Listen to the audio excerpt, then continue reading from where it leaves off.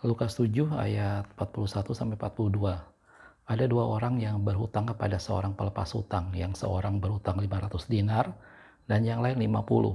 Karena mereka tidak sanggup membayar, maka ia menghapuskan hutang kedua orang itu.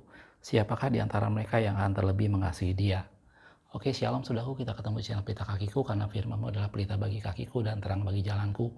Ayat yang harus kita baca adalah salah satu peristiwa dalam firman Tuhan. Pada waktu itu Yesus diundang ke rumah salah seorang orang Farisi, dan kemudian ada perempuan berdosa yang mengurapi Yesus. Dan kemudian di sana Yesus bertanya pada salah seorang Simon di sana. Dia bilang ada dua orang yang berhutang kepada seorang yang pelepas hutang, yang satu 500 dinar, yang satu lagi 50 dinar. Dan apabila pelepas hutang itu menghapuskan hutang mereka, siapakah di antara mereka yang akan lebih mengasihi dia? Dan kemudian waktu itu Simon menjawab, tentunya orang yang hutangnya lebih banyak, gitu. Dan Yesus berkata, tepat katamu Simon, gitu ya. Peristiwa Yesus diurapi ini kalau kita lihat dalam firman Tuhan, sebenarnya ada dua peristiwa yang berbeda, gitu ya. Yang pertama yang tadi kita baca dalam firman Tuhan di dalam Injil Lukas, bagaimana pada waktu itu Yesus diundang ke rumah seorang Farisi, dan kemudian ada perempuan berdosa yang kemudian membasahi kaki Yesus dengan air matanya, menyeka dengan rambutnya, dan kemudian dia meminyaki kaki Yesus dengan minyak wangi. Dan sampailah kita pada cerita yang tadi, bagaimana Yesus bertanya pada Simon sebuah perumpamaan, siapa di antara dua orang itu yang akan lebih mengasihi dia, gitu ya. Peristiwa yang lain dalam firman Tuhan kalau kita bicara Yesus diurapi, itu peristiwa pada waktu Yesus berada di Betania. Pada waktu itu adalah setelah Lazarus dibangkitkan, Yesus ada di Betania, dan kemudian kita tahu bagaimana Maria, salah seorang saudara dari Lazarus, yang kemudian memecahkan minyak narwastu yang mahal harganya dan mengurapinya di kepala Yesus, dan kemudian bau semerbak memancar kemana-mana. Dan salah seorang dari murid Yesus, yaitu Yudas Iskariot, berkata, untuk apa pemborosan ini? Bukankah kalau itu dijual bisa uangnya dibagikan kepada orang miskin? Dan kemudian Yesus berkata, biarkan itu menjadi persiapan untuk penguburanku. Peristiwa yang kedua ini menjelang ya pada saat Yesus mati, gitu. Dan kemudian Yesus berkata bahwa di mana saja Injil diberitakan, apa yang dilakukan oleh perempuan ini, apa yang dilakukan oleh Maria akan selalu diingat. Itu adalah dua peristiwa dalam firman Tuhan yang bagaimana Yesus diurapi, gitu. Dan tadi satu peristiwa yang tadi kita baca itu di Injil Lukas. Peristiwa yang Maria adalah Matius, Markus, dan Yohanes, gitu ya. Dan tadi kita lihat dari peristiwa yang Lukas tadi bagaimana Yesus diurapi oleh seorang perempuan berdosa. Dan kemudian orang Farisi berkata kalau dia seorang nabi, harusnya dia tahu siapa yang mengurapi Yesus, yaitu perempuan itu adalah perempuan berdosa, gitu ya. Dan kemudian Yesus menceritakan tentang perumpamaan tadi dua orang yang berhutang, gitu. Biasanya kalau kita bicara soal cerita ini, kita selalu menggambarkan bahwa bagaimana perempuan ini satu pribadi yang dosanya banyak, sehingga diilustrasikan seperti satu orang yang berhutang 500 dinar, dan Yesus sepertinya membandingkan dengan orang yang berhutang 50 dinar. Jadi seakan-akan orang Farisi di sana adalah yang punya hutang lebih kecil, gitu ya. Jadi ini seakan-akan menjadi sesuatu gambaran bahwa wajar sekali perempuan tadi menangis di kaki Yesus, kemudian menyeka dengan rambutnya, dan kemudian meminyaki kaki Yesus, karena dia satu pribadi yang berdosa pada waktu itu. Yesus diurapi oleh seorang perempuan yang berdosa, dan seakan-akan bahwa ilustrasi dua orang yang berhutang tadi menjadi gambaran bahwa perempuan ini memang satu pribadi yang dosanya banyak. Perempuan ini satu pribadi yang sangat berdosa, yang digambarkan seperti orang yang berhutang 500 dinar, dan seakan-akan itu dibandingkan dengan orang yang berhutang cuma 50 dinar, sehingga dari sana nampak bahwa orang yang berhutang lebih banyak, apabila dia dihapuskan hutangnya, maka dia akan lebih mengasihi Tuhan, dia akan lebih mengungkapkan rasa kasih sayangnya, gitu ya. Dan itu juga seakan-akan kemudian kalau kita baca ke bawahnya, itu juga diteguhkan dengan satu statement pada waktu kemudian Yesus ngomong kepada Simon. Dalam ayat yang keempat dikatakan, dan sambil berpaling kepada perempuan itu, ia berkata kepada Simon, engkau lihat perempuan ini, aku masuk ke rumahmu, namun engkau tidak memberikan aku air untuk membasuh kakiku. Tetapi dia membasuh kakiku dengan air mata dan menyekanya dengan rambutnya. Engkau tidak mencium aku, tetapi sedang aku masuk, ia tidak henti-hentinya mencium kakiku. Ayat 46, engkau tidak meminyaki kepalaku dengan minyak, tetapi ia meminyaki kakiku dengan minyak wangi. Jadi di sini seakan-akan semakin meneguhkan bahwa perempuan ini memang satu perempuan yang berdosa, dan kemudian dia menunjukkan ekspresinya sebagai satu bentuk ucapan syukur. Dan itu seakan-akan Yesus umpamakan seperti perempuan yang berhutang 500 dinar tadi, yang membuat kalau dosanya dihapuskan, maka dia akan lebih mengasihi Tuhan pada waktu itu. Dan di sana sepertinya Yesus membandingkan, aku datang engkau tidak memberikan air, tetapi perempuan itu membasuh kakiku dengan air mata. Engkau datang tidak mencium aku, tapi perempuan ini tidak henti-hentinya mencium aku. Terus aku datang tidak kau berikan minyak wangi, tetapi kemudian di sana dikatakan bahwa perempuan ini meminyaki kakiku dengan minyak wangi. Dan itu menjadi sesuatu bagaimana perempuan berdosa ini menjadi satu pribadi yang penuh dengan ucapan syukur, menjadi satu pribadi yang dosanya sangat banyak dan kemudian diampuni. Dan itu membuat dia sangat bersyukur kepada orang yang sudah mengampuni, yaitu Tuhan. Dan seakan-akan itu dibandingkan dengan orang Farisi ini. Itulah yang biasanya kita cerna. Itulah yang biasanya kita tangkap pada peristiwa ini. Tetapi ada beberapa pertanyaan yang kemudian menggelitik saya tentang peristiwa ini. Gitu ya. Dan ini yang membuat kita akan bahas pada video ini. Yang pertama adalah, apakah memang benar yang dimaksudkan dalam peristiwa ini adalah bahwa perempuan berdosa itu dosanya lebih banyak dari orang Farisi, gitu ya. Tadi saya sudah bilang Yesus memberikan gambaran bahwa ada yang berhutang 500 dan 50, seakan-akan perempuan ini yang berhutang 500, gitu ya, sehingga hutangnya sangat banyak dan kemudian dihapuskan dan membuat dia sangat mengasihi Tuhan. Apakah memang benar di mata Tuhan perempuan berdosa ini dosanya jauh lebih banyak daripada orang Farisi yang ada pada waktu itu? Itu yang pertanyaan pertama yang menggelitik saya. Gitu ya. Karena kalau kita lihat dalam firman Tuhan, kita banyak menemukan bagaimana Yesus sangat mengecam orang-orang Farisi. Gitu ya. Yesus banyak sangat mengecam dan bahkan mengucapkan kata-kata celaka tentang orang Farisi ini. Gitu ya. Sehingga masakan Yesus memandang orang Farisi berdosanya lebih sedikit. Dan perempuan yang berdosa ini, saya tidak tahu, banyak orang menafsirkan ini adalah Maria Magdalena, salah seorang pelacur pada waktu itu. Apakah Yesus memandang bahwa perempuan ini dosanya sangat banyak? Gitu ya. Itu yang pertama yang menggelitik saya pada peristiwa ini. Gitu ya. Apakah Yesus melihat bahwa perempuan berdosa ini, dalam hal ini banyak orang menganggap Maria Magdalena yang seorang pelacur mempunyai dosa yang sangat banyak dan digambarkan dengan 500 dinar tadi, dibandingkan dengan orang Farisi yang banyak Yesus kecam, orang Farisi yang Yesus selalu mengucapkan kata-kata celaka kepada mereka, dan itu seakan-akan digambarkan dengan hutangnya cuma 50 dinar. Gitu ya, sehingga seakan-akan perempuan ini punya hutang 10 kali lipat, punya dosa 10 kali lipat lebih banyak dari orang Farisi. Apakah memang benar begitu? Gitu ya. Terus pertanyaan yang kedua yang menggelitik saya, memang ada dalam firman Tuhan istilah dosa besar dan dosa kecil? Apakah ada dalam firman Tuhan istilah dosa banyak dan dosa sedikit? Bukankah kita tahu bahwa dalam firman Tuhan bahwa semua manusia telah berdosa dan kehilangan kemuliaan Allah? Tidak ada manusia yang terkecuali dalam hal itu.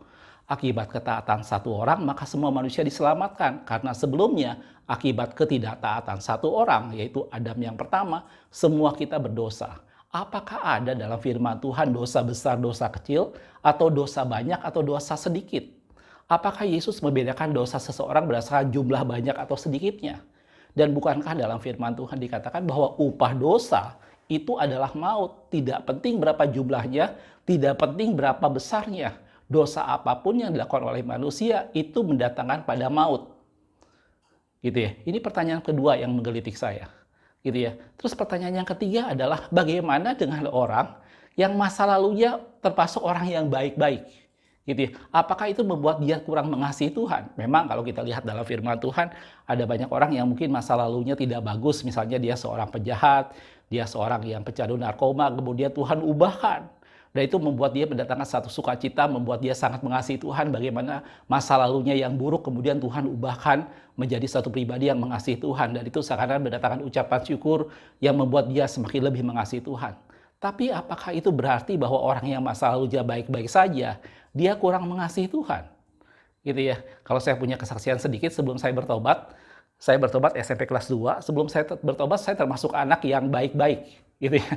Dalam tanda petik, saudaraku. Jadi saya bukan anak yang nakal, saya bukan anak yang merokok dan segala macam, bukan. Saya termasuk anak yang baik-baik, gitu ya. Dan pada saat saya bertobat menerima Tuhan, bukan berarti kemudian saya termasuk golongan orang yang dosanya sedikit, tidak, saudaraku, gitu ya. Dan ini menjadi satu hal yang menggelitik saya. Jadi ada 3 pertanyaan yang menggelitik saya pada peristiwa ini. Apakah Yesus menganggap bahwa perempuan berdosa ini dosanya lebih banyak dari orang yang orang Farisi tadi? Dan yang kedua, apakah dalam firman Tuhan Ada istilah dosa besar, dosa kecil, dosa banyak, dan dosa sedikit. Bukankah semua dosa itu adalah mendatangkan maut?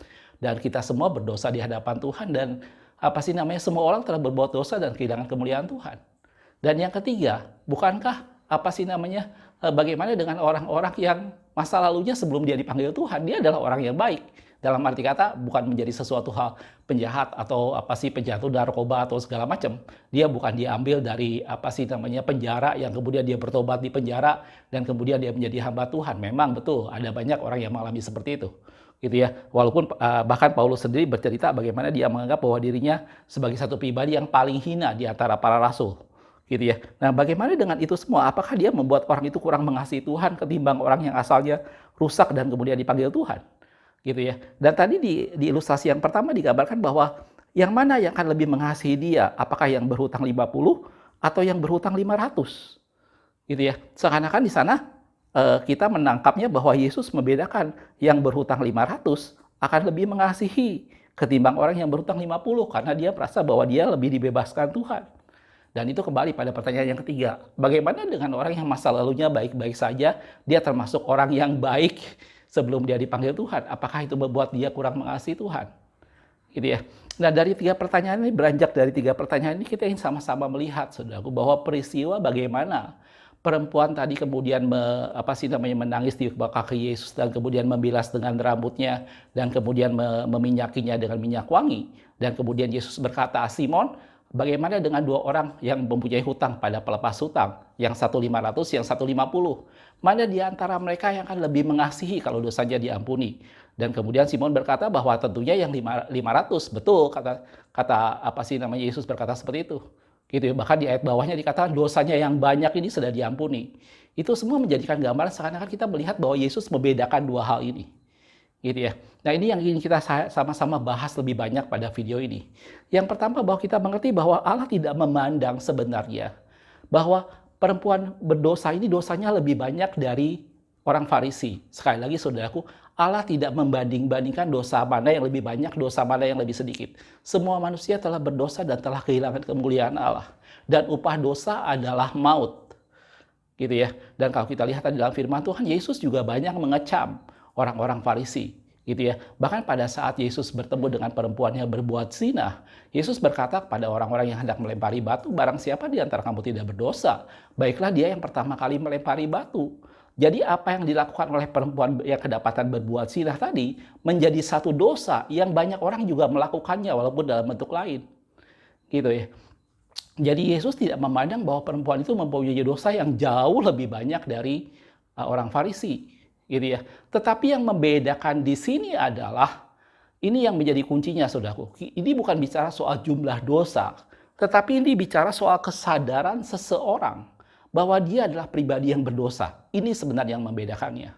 Gitu ya. Perempuan tadi datang dan dia menangis di bawah kaki Yesus dan menyeka dengan rambutnya dan kemudian meminyakinya dengan minyak wangi karena dia menyadari penuh bahwa dia satu pribadi yang berdosa. Nah, itu yang berbeda dengan orang Farisi. Orang Farisi bukan berarti dosanya lebih sedikit. Tetapi orang Farisi dalam firman Tuhan digambarkan sebagai orang-orang yang tegar tengkuk, digambarkan sebagai orang-orang yang tidak menyadari. Bahkan di dalam firman Tuhan dikatakan bahwa selumbar di mata saudaramu kau lihat, tetapi balok di matamu kau tidak bisa lihat. Itulah yang terjadi pada orang Farisi. Jadi cerita tentang bagaimana Yesus memberikan perumpamaan orang yang berhutang 1.500, 1.50, ini bukan bicara soal jumlah dosa yang dilakukan oleh seseorang. Tetapi ini bicara soal tingkat kesadaran seseorang bahwa dia adalah orang yang berdosa. Gitu ya. Kalau kita lihat dalam firman Tuhan, saudaraku, kita akan lihat beberapa ayat dalam firman Tuhan. Yang pertama dalam Yohanes 9 ayat 41 dikatakan, jawab Yesus kepadanya, sekiranya kamu buta, kamu tidak berdosa. Waktu itu Yesus menegur orang Farisi. Tetapi karena kamu berkata kami melihat, maka tetaplah dosamu.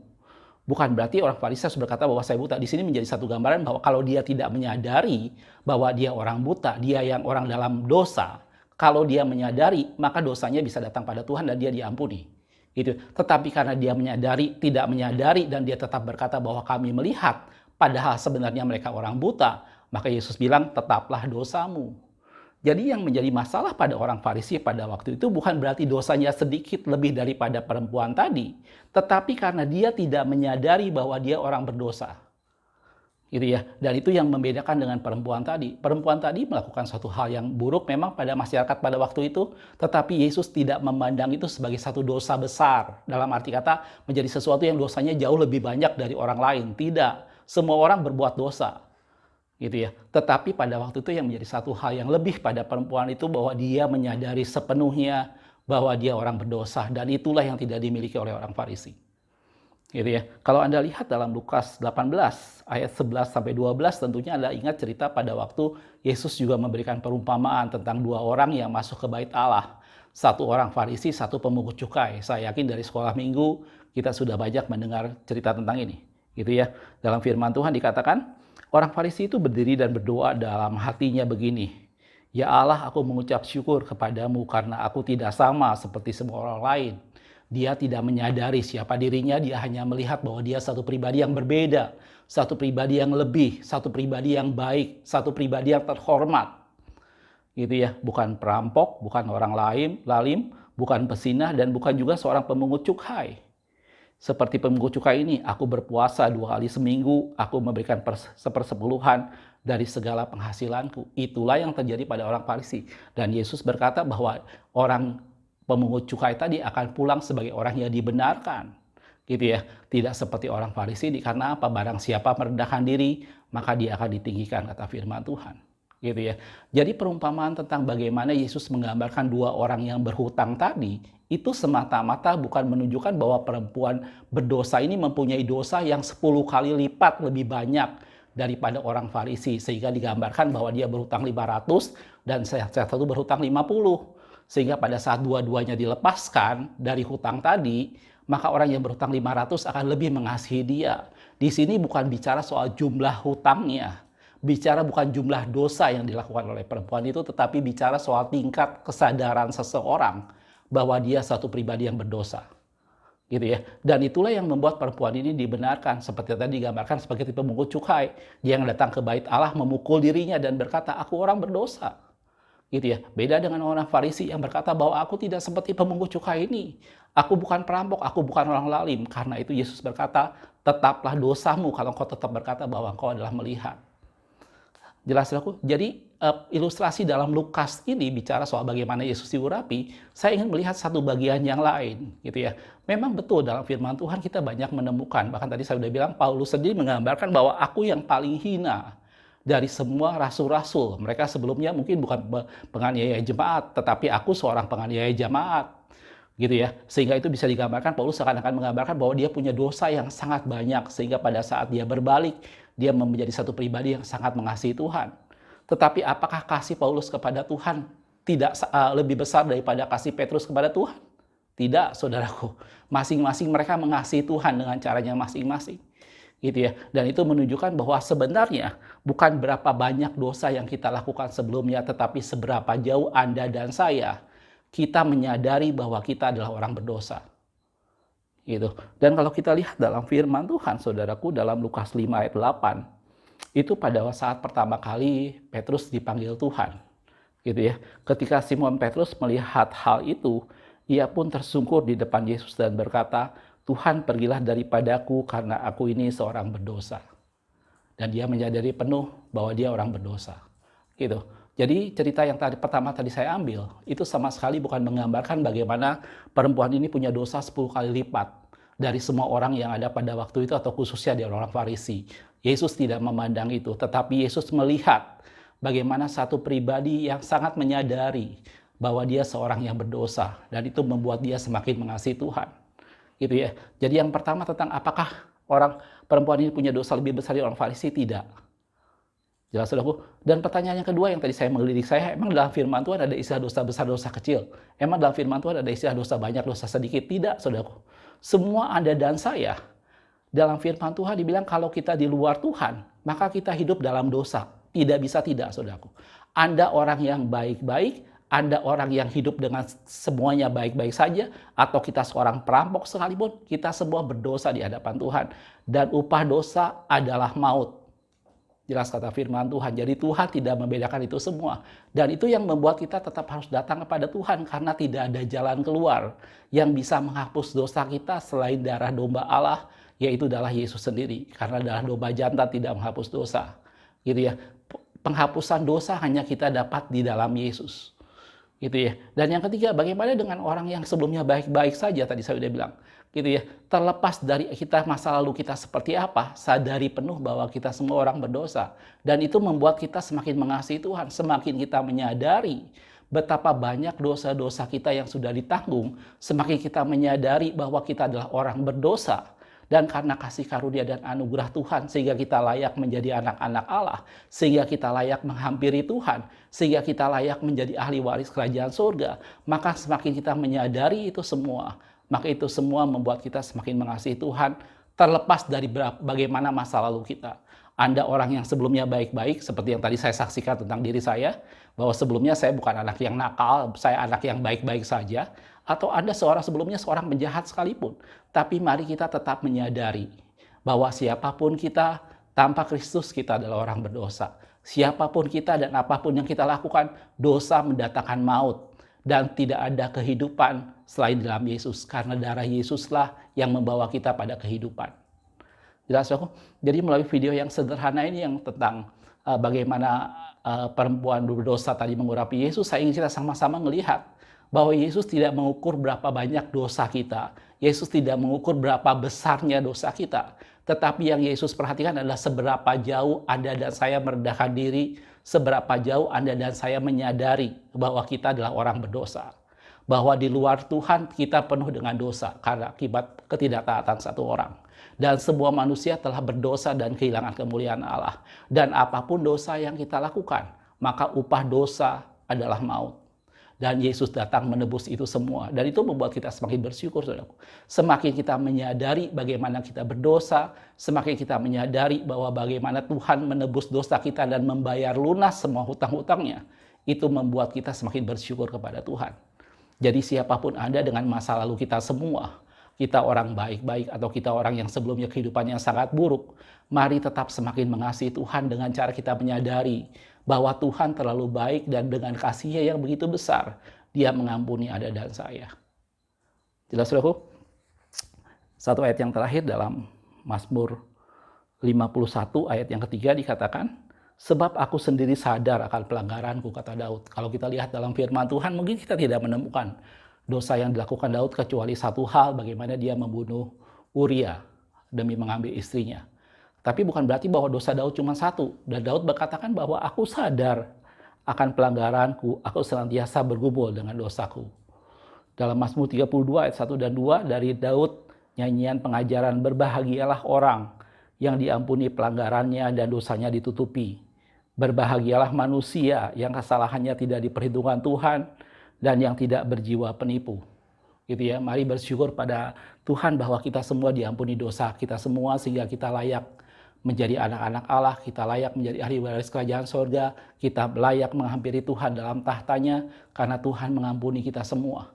Gitu ya, dan sadari bahwa kita orang berdosa, kita satu pribadi yang tidak layak. Kalau tidak karena anugerah, kalau tidak karena kasih Tuhan, maka kita semua tidak layak. Hanya karena anugerahnya, hanya karena kasihnya, hanya karena darahnya, itu membuat kita semua menjadi ahli waris kerajaan surga dan disebut dengan anak-anak Allah. Dan semakin kita menyadari bahwa kita adalah orang berdosa yang ditebus Tuhan, maka semakin kita bisa mengasihi Tuhan. Dan itulah perumpamaan tentang orang yang berhutang 500 dinar dan 50 dinar. Jelas, saudaraku? Mudah-mudahan video ini memberikan pencerahan buat kita semua. Makasih sudah menonton. Kita ketemu di video berikutnya. Tuhan Yesus memberkati.